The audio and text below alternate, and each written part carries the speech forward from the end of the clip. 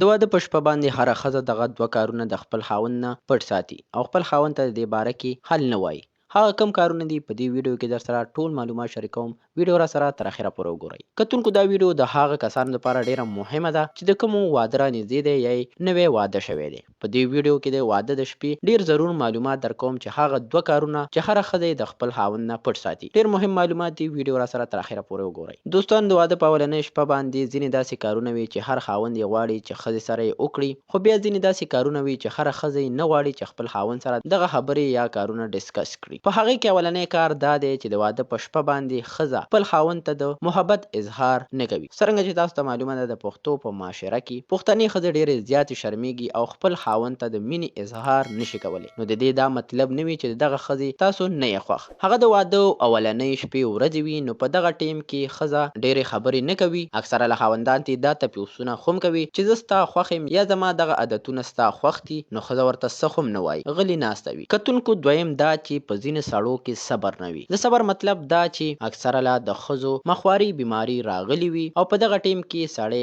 صبر نه کوي. که په دغه ټیم کې ښځه خپل خاوند ته دا ووایي چې دغه کار نه دی پکار، چې زما مخواري بیماري راغلې ده او په دې ټیم کې در سره زه دغه کار نشم کولی، نو سړیو له هم پکار دي چې دغه ټیم کې صبر وکړي، ځکه چې په دغه ټیم کې خپل حاجت پوره کولو سره ستاسو ښځې ته نقصان ور رسېدلی شي، ځکه چې د دې نه ډېرې لویې بیماریانې جوړېږي. نو په کار سړو له دا دي چې صبر په دغه ټیم کې وکړي او د صبر نه کار واخلي، ځکه چې زما مخواري راغلې ده، د دغه نه ډېرې زیاتې بیمارۍ جوړېږي. نو دغه سړي صبر نه کوي او خپل حاجت پوره کوي. کتونکو، مهم معلومات هم در سره شریک کړل. که ویډیو مو خوښه شوې وي نو ویډیو لایک کړئ او چینل سبسکرایب کړئ.